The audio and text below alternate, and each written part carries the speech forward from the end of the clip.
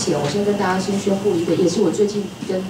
那个出版社讨论的结果啊，就是我今年决定要开的第一个原因，是因为我想做一件有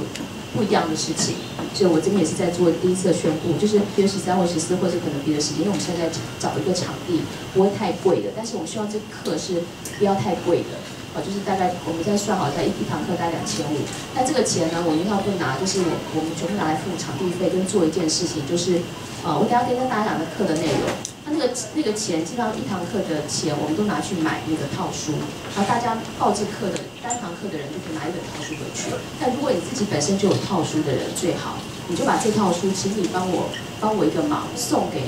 你的母校去。比方说清寒的学生，或者是你的社区里面，比方说很辛苦要念大学或念专科的这些学生们，就把它送给他，好不好？这是我希望你们做的事，就是我自己不可能去找那么多清寒的学生嘛，对，所以透过各位，就反正你上课拿的就是付的学费的那个套书的，就是有交给你去处理。如果你已经有的话，就请你帮我送给，或者你要拆开来送给8个人也 OK。但是我是真的希望说，这里面真的是20年来真的点点滴滴很多的想法，我透过我一个人演讲也讲不完。然后书的话，大家可能有些比较清寒的小朋友，可能没有办法，光生活都有困难。那各位如果有能力，你有拿到第二套、第3套，因为其实我们是四堂课，我等下会跟大家讲内容。这4堂课里面跟书是，应该说是跟我们本来套书是有3堂课嘛，对不对？但是基本上是进阶的，就是大家等下听的课，你会觉得很奇怪的课，就是有点超能力、创意学的那种味道。是4堂课是我很想跟大家分享的部分。然后这4堂课就是，如果你报一堂就单堂是2500嘛，每一堂课就会送你一个套书。然后，但是如果4堂都报的话，会再加送一个是那个我的旅行套书，就还没有出版，因为现在我还在。大家看我为什么戴眼镜，就是因为我已经写到黑眼圈，已经非常累，因为都在那个现在已经写到第3本，就希望是3本是套书嘛。那这3本其中第1本已经完成，就是我去年2012年一整年其实都在旅行。几乎4/5的时间，或者是6/4时间，全部都在旅行。因为我在做一件实验，就是我能不能，因为其实这个2012年，我很早就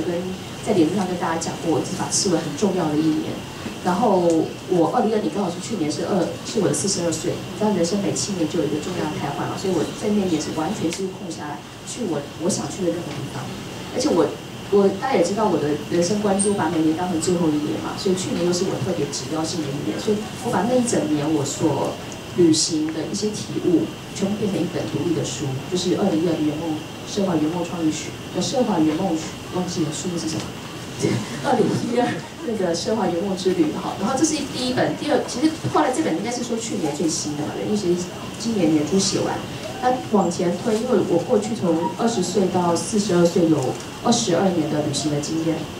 然后我把这22年旅行经验呢分成2大主题，一个是创意之旅，就是我从20岁到42岁之间，我觉得影响我最深远、影响我的创意的启发点最深远的旅行，我全部抓出来，然后用我的观点来重新诠释。有些部分是因为以前旅行书有提到，但是我用现在，如果到现在还能够呈现到现在，但是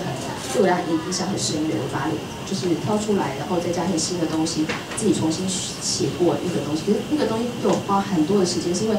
当时如果数位相机是非常方便，可是以前都是胶卷，你知道吗？有的是发霉还粘在一块哦，真是全部整理了几万张照片，整个快疯掉。然后要挑一些照片出来，所以这个是很大的工程，现在出版社在做。然后第2本是我现在在写的是这。大概从28岁以后开始进入所谓的心灵之旅，就是开始走，比方说印度啦、西藏啊，然后例如墨西哥等等，还有北欧。那北欧的一些地方，我基本上会跟大家分享说，我对那个地方，比方说像我特别一定会去的地方，像墓园，我很喜欢参观各国的墓园，因为我觉得从各国的那个墓园的安置死者的状态，就知道他们怎么看待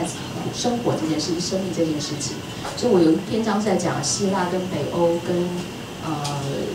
像那个摩洛哥他们的墓是有什么样的差别，然后我从这里面体会到什么，就是好，现在回到我刚刚讲过那4堂课的内容，就是我现在时间没有完全确定，但是我们现在确定4场，就是有一场是礼拜6上午，文案写作出版课，那这个实际上是我自己在学文上开过，因为我最近就是在这1、2年常常会收到很多读者说他想写书，可是他不知道怎么写，或者是他怎么提案，或者是合约怎么签等等。我想我当时其实开作家班的原因，是因为我觉得作家这件事情不是只有文笔好的人才有资格写，是每一个人都应该是，我想每个人大部分都有一个写书的欲望。或者你身边多多少少都有一些人是很想写书的，所以当时我举一个例子，就是那个佐贺阿嬷的那个故事，就是说其实他们不需要文笔很好，但是他有个动人的故事，他就可以出来分享。那但是就大家就卡在你要把这个分享怎么样透过书的形式出来，那这个部分我就想透过上课的方式跟大家讲，说你怎么样找到你最感动的那个点，然后怎么找到形式，然后怎么出来，包括你要怎么去出版社等等。然后我会在家，因为上次在学习的时候我并没有到大陆的经验，那这次我会跟大家，如果各位有是出版社的人，或者是有跟大陆想把书翻到大陆去的，我自己在大陆打混了4、5年的时间，完全对里面合约的哪些地方有陷阱，完全非常熟。我应该自认为在大陆合约里，我应该是非常熟的一个人，甚至有像大块出版社还跟我要我的合约版本，因为我里面每一个点背后的辛酸史都可以讲得出来啊！因为我那时候怎样被骗了，所以我就经常加在这一点上。所以我会很把我全部的，包括我第一次写书的经验，跟我后来怎么样，平常累积我写书的一些方式跟过程，跟合约，然后怎么找出版社，到怎么样推到大陆的，因为现在基本上出版市场里如果没有那个市场，基本上是比较困难的。所以就是这部分会跟大家分享，所以这是一堂独立的，但是我会建议大家，就是说这堂课里面还会再教文案这件事情。我希望说这堂课以后，大家就已经可以自己写自己的书，加上你可以帮你自己的书写文案，或是帮你自己的店啊，或者是你的品牌写文案这件事。因为写文案一点都不难，因为我是自己学的，没有任何人教我，所以我就把全部东西告诉你，说怎么样平常累积写文案的方式，然后如何写作文案，都跟文笔跟里面什么戏都一点关系都没有。好，所以这个是一堂就是文案写作出版课，然后下午那天当天，因为我们其实那个场地会是接一整天，所以下午的大概就是1点半，目前暂定是7月13、14，但是现在场地还没有完全确定，会在台北。然后下午的1点半到4点会开一堂课，就是大家知道就是秘密跟宇宙跟吸引力法则，但是我其实对那个东西有一些新的看法，因为之前有写过那个不能心想事不成。但是我这个部分会把它变成如何把这个东西，就是所谓的量子物理学跟吸引力法则这个部分弄清楚，然后跟大家讲如何应用在你生命中做创造的一个方法，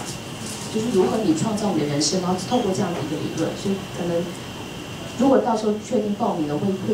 有一些影片会请大家先看，因为我们没有那个时间再放影片给大家看，所以我们会有一些影片的单子，像现在会讲就是。这个宇宙量子物理学的部分，当然会讲到宇宙的那个起源等等。那这个部分会请大家去看那个我们懂得What do you know 的那一部影片，到时候会把那个影片给大家看，请大家先看完《优雅的宇宙》，你可以先看完，看完以后我们才可以就这些东西来跟大家举例，然后讲下去，要不然花太多时间了。所以到时候会有影片，然后就是透过我目前对于宇宙跟量子物理学跟学理论的一些理解，我怎么样用在我的生命中。做很多一连串的创造，就我会举很多我自己的例子，然后大家就可以在自己的生命中去做这样的练习。那如果有看过那个《梦前是灵魂之旅》，我自己因为在那一次35岁打坐，就是在印度打坐的时候，我自己有一个特殊的能力，就是我可以看到我自己的前世今生，所以我目前已经看到我过去重要的25世的所有的身份跟所有的事情。那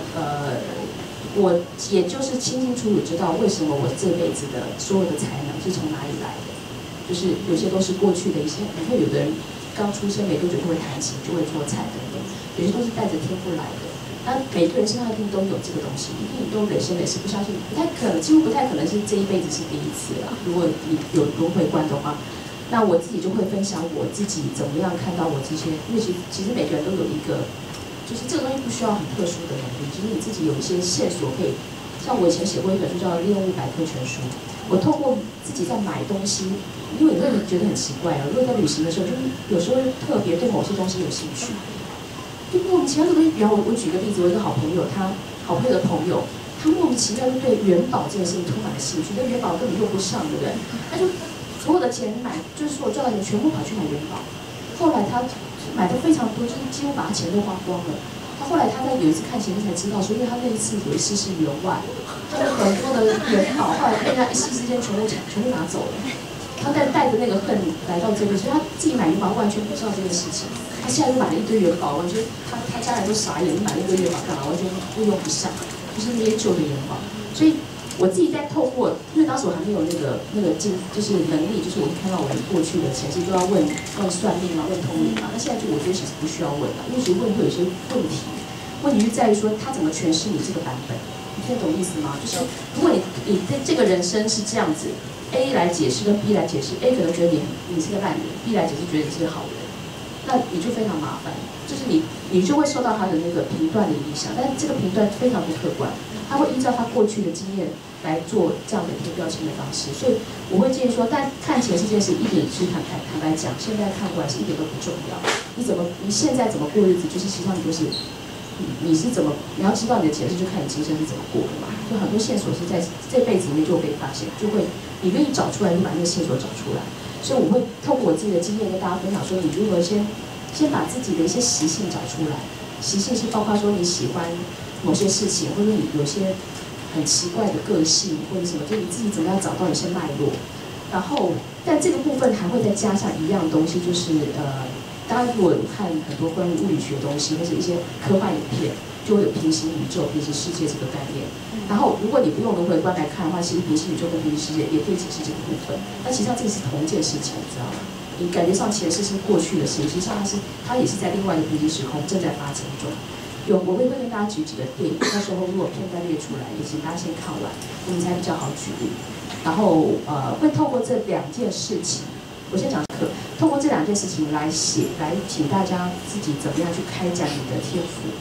就是因为你知道你曾经有会什么，会有什么，或者你的优点是什么，你的缺点是什么，然后你怎么样通过这些，你已经开发，你知道自己是一件很特别的事情，就是当你越研究越久，你会觉得哇，原来自己是一个，我在书名也提到一个，透过旅行啊，或透过修行，那旅行就是你会发现，你希望你在法国的你跟在北京的你就是差很多，在日本的你跟你在，就举例好了，比方在日本的你跟在印度你会有差别。如果你有去过这两个国家，你会知道我在说什么。因为在印度就是，你如果跟他约3点，他如果5点出来，你要谢谢他愿意出现，就是根本没有任何时间管。他会说5点有可能会见到，但有可能见不到。所以就是，我记得第一次在进印度的时候，因为我进入印度很多次。我第一次进入印度，我对那海关非常的佩服，就是排这么长，排到机场外面了，那个海关也慢慢的盖章，慢慢研究你的那个护照，哇，你去过哪些国家啊？我好厉害哟！然后他跟你聊天，他跑去跟隔壁聊天，看他那个护照，但是然后就光盖一个章啊，花个2-3分钟，还后面你知道多少人排队？他就在那边跟你聊起来了，然后还喝茶，他说对不起，我现在就喝一个咖啡，等下再回来。是可以这样的，海关是可以这样子的。然后我那时候完全傻眼，而且都是半夜2点哎。我就半夜1-2点的时候，我要就是车子就在外面等，然后我就看他一个人在那边慢慢聊天。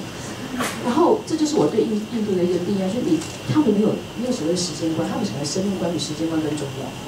所以这个是我在每次旅行中，反正我可能去比较匆忙的，像东京，它就不可能是这样搞的嘛，一定是非常快的。所以在每一个城市里面的每一个时间的感觉，你也会创造出不一样的自己。你就会发现，你在日本的状态跟你在印度的状态很不一样，或者在北京的状态，或者你在欧洲的状态是很不一样的。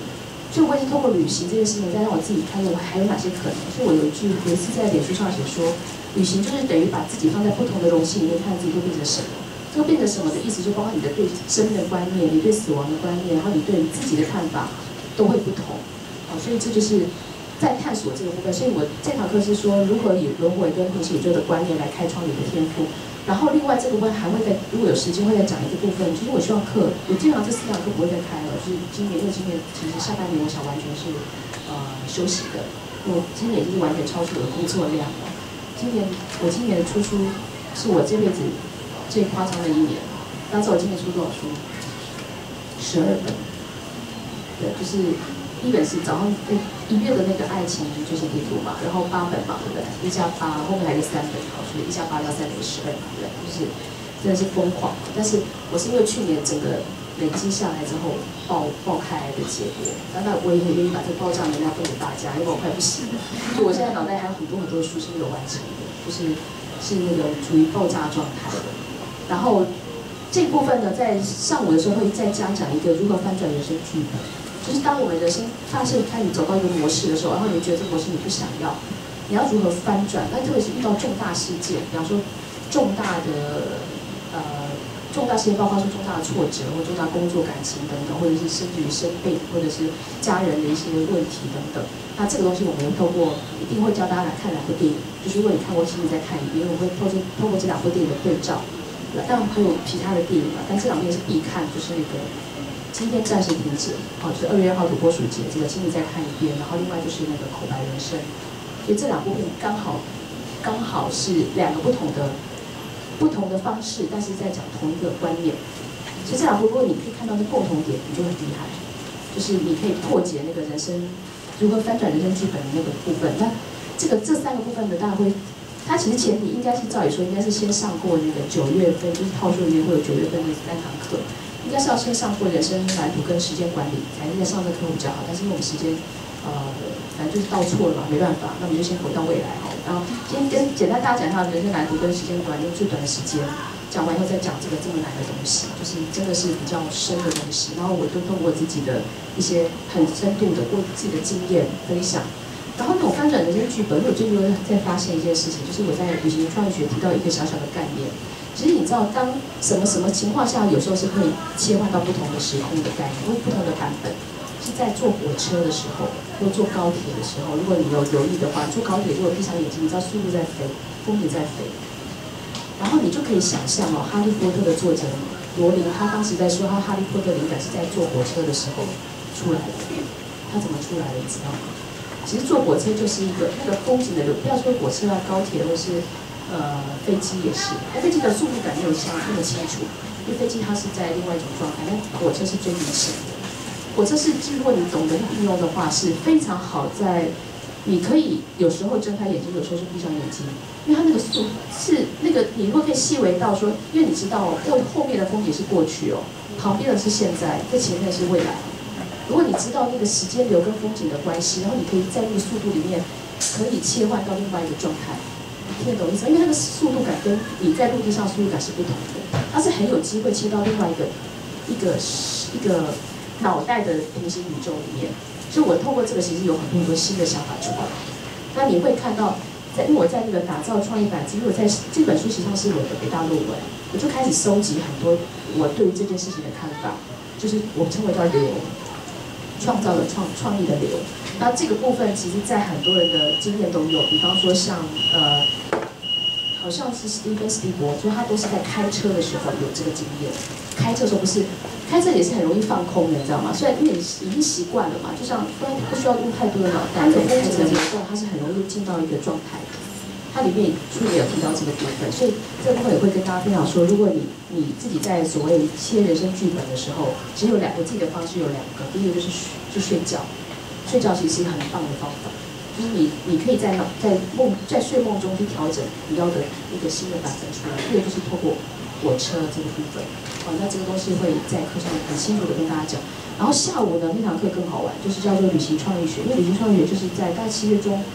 希望啦，如果出得来的话，然后那个旅行创意学，我需要讲的一件事情，是我大概这1-2年的一个新发现，就是这个是一定要大家看一部电影，就是《全面启动》，好，然后请你看最近马上要上片的5月底要上片的《康廷基号》，5月10号，OK， 一定必看，就是非看不可，不看就人生很大的遗憾的哈，就是非看不可的那个电影，那个电影比《少年派》还棒，真的很好看。然后它是真实故事，它里面有一些它的纪录片，因为当时这个故事的纪录片还得当年的奥斯卡的纪录片奖，所以这会是非常棒的，这个是必看。另外一个是《丈量世界》，很快上档，请你赶快去看，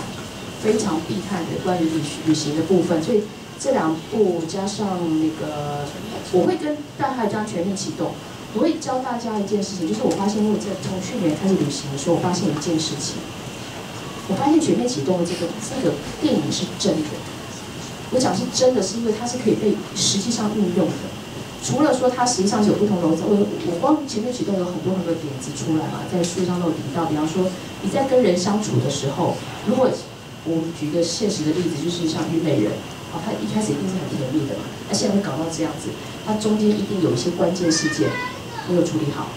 那也不管是有没有处理好，他就至少是处理到现在这个结果嘛，他一定也不是虞美人一个人的问题，是很多人共同创造出来的结果，比方说他的家人啊，或者是他的公婆啊等等，小孩等等，共同创造出这个结果。然后我们人生中有很多这样的例子嘛，就是我们有时候怎么跟一个人。跟这个人处得这么好，或者跟公司同事处这么好，很好的朋友或者情人等等，怎么到后来变成这个样子？到后来撕破脸，然后到有的姐妹还撕破脸，有家人撕破脸，那你就要去回顾说，那中间到底哪几个点，你的反应造成了这个结果？你都不要想说是对方的问题，你就想说，其实因为你是共同创造者之一，所以你一定有一些事情，就是你现在再回头看这几个点，如果你用当时不同的反应，会不会产生不同的结果？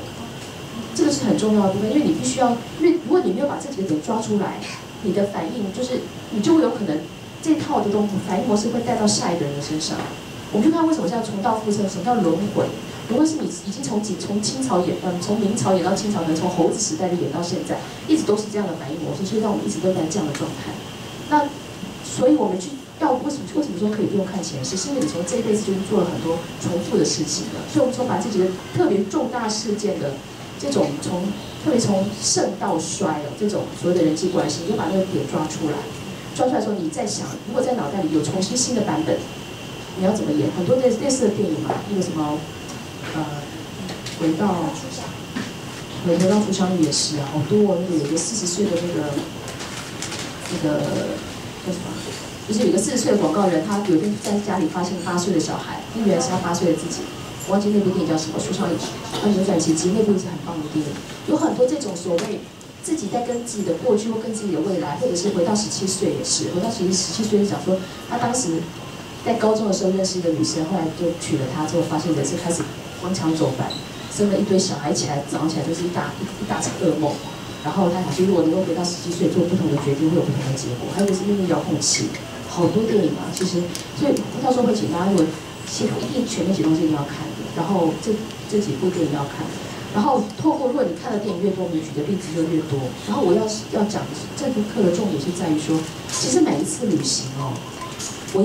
发现有一个很特别的实验，我觉得我实验成功，就是你要注意你每次的旅行，就特别是到度假村，或者是到那种比方说奢华酒店等等，或者是一个你梦想中很想去的，比方说草原啊，或者是你很特殊的地方，比方说看极光。请你在这些地方的时候呢，你不要当成是你如果当成是你是一个观光客跟旅客，你到这个地方来玩，你满足了你的心愿，这个不叫创造者。你忽略了一件事情，就是实际上现在你所看到的好像不是你的财，比方说你住在帆船酒店这件事情，你好像以为帆船酒店不是你的财产，对不对？因为它确实不是你的财产，它名下里也有帆船酒店这个事情，但是实际上就你的生命史里来看。你是在那一天拥有帆船酒店的那个房间的所有权，听得懂意思吗？如果你从这个观点看这件事情的时候，你整个人生是完全不一样的你会发现人生开始走到丰富的这件事情上面，因为你完全不用拥有这个所有权，你不需要为这个房间付税金，你不需要为它还要烦很不要为它装修，最麻烦你知道买房最烦就是你要。还要搞税的事情，然后还要装修，还要水电工，还要漏水，我觉得都每一堆事情。可是，在旅行这件事情是刚好很最棒的一件事情。我这次在珠海演讲的时候，我们住在一个还不错的酒店。就当时我当时因为带了一个我的朋友，我跟他说你要因为我们住在蛮高的楼层，我说请你在从上面往下看的时候，因为其实最重要的创业人并不是在于他去了很多地方，而是他看事情的方式不同。所以当时我跟他说你要从上往下看时，你要想说之前面所有的设施，因为它是游乐园。跟我们的房间，所以你在看眼前的所有东西都要当成是你的创造。那事实上是如此，事实上是你今天你有这个房间的所有权嘛？这个房间里面进来之后，没有人可以再进来，因为你是有钥匙嘛，要么就是有我们谁在门内谁在门外的那个决定权。所以你拥有这个房间的使用权的时候，你相当于就是这个房间的一天的产权主人。所以当你用这个角度在看这件事的时候，你人生会一连串的创造过程会非常精彩，所以我要跟大家分享，就是在这堂课里面，我如何透过这样的想法的不同，我这2、3年来，你会发现我自己发现一件很恐怖的事情，就是比方我在这趟，我举个例子，在这个都写在书上，就是我在去年3、4月的时候，我去杭州，那是我付费的旅行，我去杭州一个很棒的度假村，就是富春山居。那当时去这个地方是因为我几年前去喝，就是人家请我去喝下午茶，所以我就很喜欢这个地方。所以当时后来我就去，但第一次是不用钱了，第二次是付钱。第二次付钱的时候，我就想说，我就去看了他那个富春山居上面，因为富春山居那个地方，就是因为它那个地方原来是画富春山居的那个灵感，那个整个地方，所以我在上面看整个那个富春山居的原貌。我当时也做了很多练习，比方说，我说如果我就是画富春山居的那个人，我看到这个景，我如何在脑袋里跑出所谓的富春山居的画，这是我当时的练习。第二个练习就是，我看到这个景的时候，我很喜欢，我喜欢哪些东西？我先问我自己喜欢哪些，我很喜欢那个河入海的感觉。你知道，我就记住了这件事情。后来，我第二个记住的事情是我很喜欢那个田，就是它那个乡野的很多的田，稻田。我记住了这2件画面的时候，后来在我后面的旅行有2次旅行是出差旅行，就是所谓的去演讲或者是去企业演讲的旅行，在我的窗外都看到这2件东西。有一次是在马来西亚演讲的时候。我们后来就因为去马来西亚演讲，就有机会去那个印尼的名丹岛，因为很近，可以坐船。在新加坡对，然后到新加坡过境的时候，我们就坐船到印尼的名丹岛。我在那里就看到那样的景色，就是河啊、海啊这些东西，还有包括那个巴厘岛。所以我就把这个几个部分，你知道吗？就相当于你在造梦的过程。它有点像是，如果你看《全面启动》，有点像是那个造梦师把一些元素，这个造完这个梦境之后，再把一些元素拿过来，再做下一个梦境。你会觉得有些东西很奇怪，就是它不停在重复。比方说稻田的意象、河入海的意象等等。其实对于一个造梦师来讲，就如果各位有看过《楚门的世界》，实际上生命就像是在某个程度来讲，它就是一个场景的布景。然后你自己在关注那些东西，它会带到你下一个，会再继续被创造。所以我要讲的就是这么有点悬，但是它又很好玩的东西。就是这个是在旅行创造学里面会提到，所以在4堂课。然后我的目的只是在于说，因为完全不是，就是把那个钱去套出，请大家去把它。因为我待会要放的是善意的回旋律，有人看过吗？有些人看过，但是我要透过这个，因为我是觉得，你要把2500给一个学生。跟2500给他这个套路是完全是不同的概念，因为有可能他1、2句话，他完全不一样的概念，所以我想换一种方式，再把这个书上的一些概念跟大家，就是做另外一种层次的一个推广。然后那因为我们到时候呢就会比较，到时候这个钱就是除了套书之外，还会场地费，但请大家就是因为基于环保的理由，所以请大家还是自己带水啊，因为如果你有2堂课连着上，就自己带一些简单的轻食，我们就尽量让一些东西是简单化的，就不要花太多的那个另外的成本。